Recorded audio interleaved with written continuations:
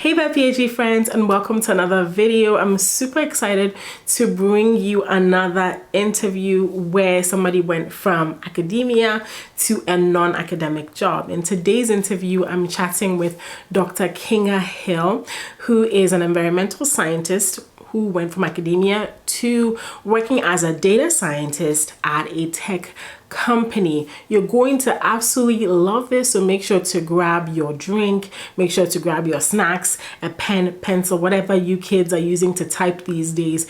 Grab that and make sure to take a lot of notes so that you can implement. I also wanted to chip this in here before we begin the interview. If you already haven't signed up for my free training where I give you 3 tweaks that you can implement right now, today, okay, 3 small wins, 3 tweaks you can do on your LinkedIn profile, because LinkedIn is pivotal, has been pivotal to my career, as you'll hear in the interview, pivotal to Kinga's career, and these make a difference, right? So check out that training. I'm going to leave the link in the description. Check it out, 3 tweaks, and you'll not be sorry. All right, now let's jump right into the interview. Thank you, Kinga, so much for being here. I'm so excited to have you on this series. I'm doing the PhD to industry transition series. You're welcome. Now, tell us a little bit about your background. Sure. I have a background in environmental science. All my degrees, bachelor's, master's, PhD is in environmental science. So my path was pretty straightforward. Eventually, I specialized in wetland ecology, so I consider myself an ecologist. After getting my PhD, so that was about 6 years ago, I served a few contingent roles. So I was like a visiting assistant professor and a lecturer and a postdoc. And just this past year, I finally transitioned to data science. Thank you so much for sharing that. So what do you, as a data scientist, what do you do on a daily basis? I am a fairly new data scientist, so I've been at this company for about 2 months. So at this point, there's a lot of learning and kind of catching up. I specifically, I'm a specific data scientist in the sense that there's a big mapping component to what I do, and I'll share more about that later. But so I do a lot of mapping. I code in the language R, and my company codes in this language, even though Python is typically the more popular language for data science, but we code in R because R is very good for spatial mapping. So it has packages for that. So I do a lot of mapping. I read a lot of code that was written before I got to the company. So I read the code so that I can understand it and then build on it later. So there's some like revisions and improving code and kind of picking up where the company left off, because I will be picking up other projects. So there's a lot of learning right now. Additionally, there are small projects that are given to me that are very sciencey, and I love how much science is actually involved in data science because I'm a scientist at heart, and I always want to be. So my CEO or my manager will give me a question that they want to answer, and they'll say, go ahead and pursue this question. And so there's so much science there. You know, I do the literature search, I get data, I mess with the data, I play with it, I visualize it, and I provide insights to my manager and my CEO. So there's a really fun component there where there are a lot of different questions that the company wants to answer, and you get to pursue those. Absolutely. And so you're using because going back to just asking the question about being a data scientist, you're using your skills from your PhD analyzing data in environmental science. Now with this company, is this company an environmental science company as well? Yeah, the company I work for is a startup, and they would classify it under like the green tech. So it's a tech company addressing climate related questions. So they're very environmental science based. Absolutely. So you're getting to use both, right? You're getting to use the actual environmental science as well as the skill of data analysis, which is great. All right. So, Kinga, one of the things that I always love to ask people is, what skills do you think got you here? I think we've already kind of touched on data analysis, right? But for somebody that, let's say somebody is listening to us and they are an environmental scientist, or they may not be an environmental scientist, but maybe they're in some other field and they're wondering, well, how do I get into a data science career? Or how do I, what skills do I need and how do I show that to my future employer? What would you say to them? So for data science, I think employers are looking for those tech skills, and those are important. Like I said, Python is the primary language in the industry in the field, although as far as I know, few academics use Python. But that's like the preferred language. If you're an R coder, and many academics are using R, I think that will get you very far, because it's easy to jump from R to Python, and you're just showing that you have that coding proficiency. So if you can code, I think pretty much in any language, an employer would like to see that, and they'll know that you could learn a new language. Other languages that they look for are things like SQL, and SQL, academics rarely use that language. It's a database querying language. And maybe visualizing software like Tableau. So those are things I tried to upskill on during my transition, like SQL and Tableau, just to show the employer that I could use that software in a basic way. And those are things that academics don't typically use. So like there is a technical component for data science, and if you could upskill in any of it, I think that would be great. And there are lots of free resources on the internet that you could use to learn. And then there's that like other component that I think almost every PhD has. It's that problem solving component. We've all problem solved our dissertations, we asked the questions, we pursued the answers, and we communicated the answers. And I think that's the like undervalued part that academics need to work on, kind of translating that more to industry.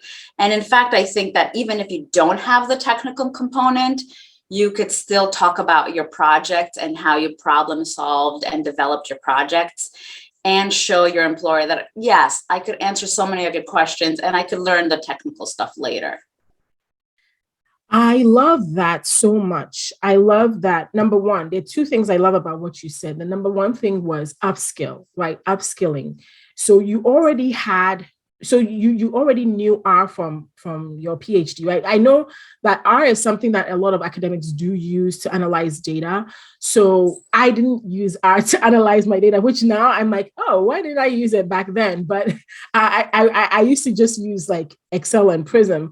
But, for a lot of academics, they do end up using R, right? So this was a skill you already had. And you said that, as long as you're able to learn one language, you can learn another language, right? That's one thing I always like to say PhDs were the bosses of learning. If you've been able to learn one skill, you can definitely learn another skill.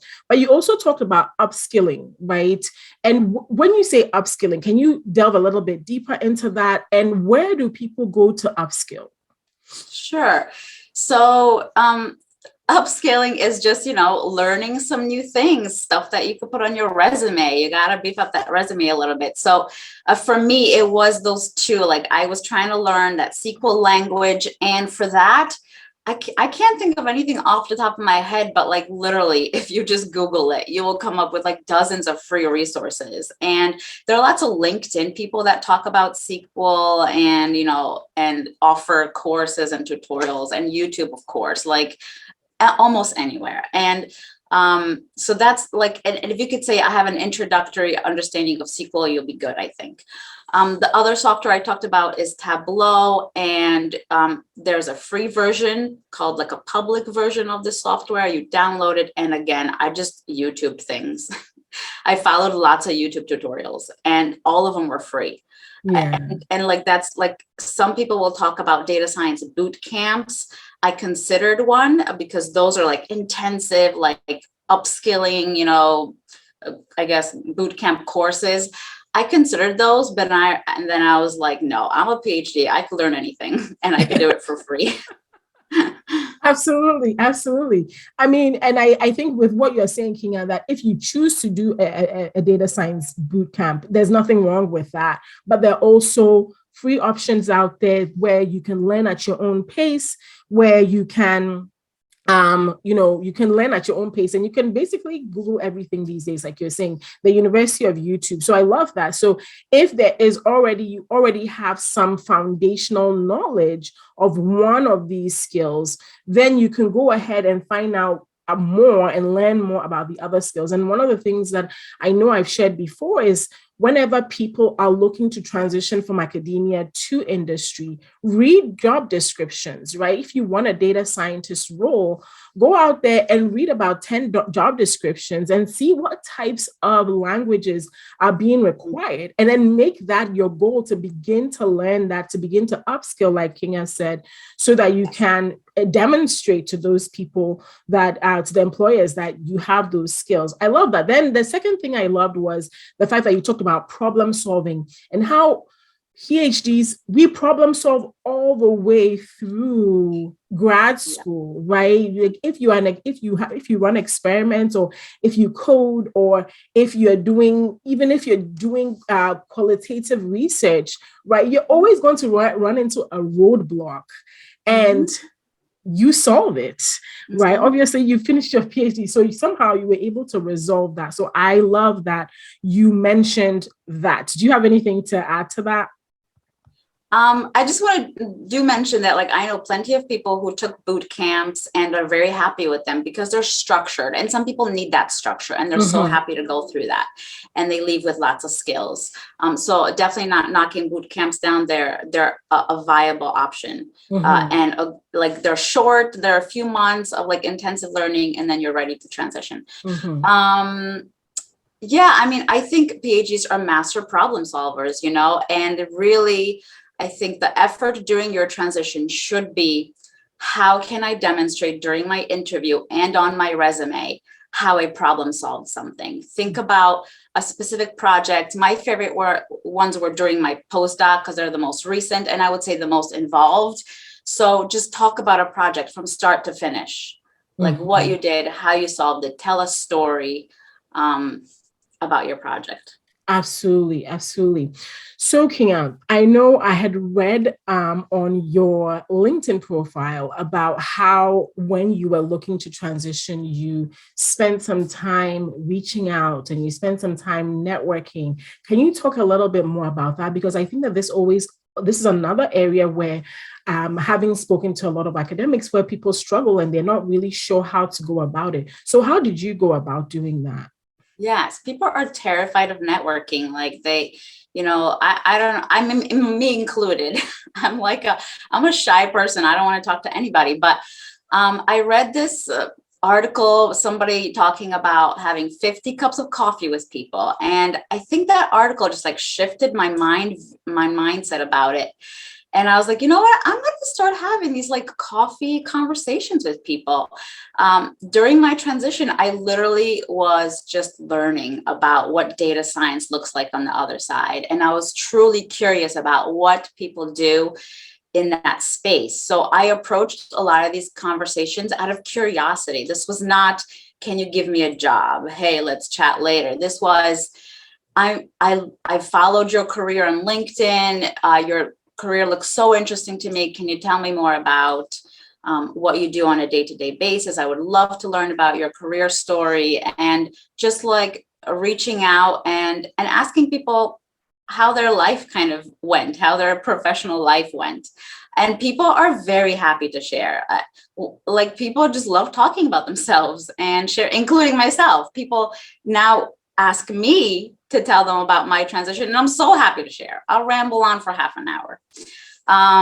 So that's one, just try to view it as like a conversation with curiosity.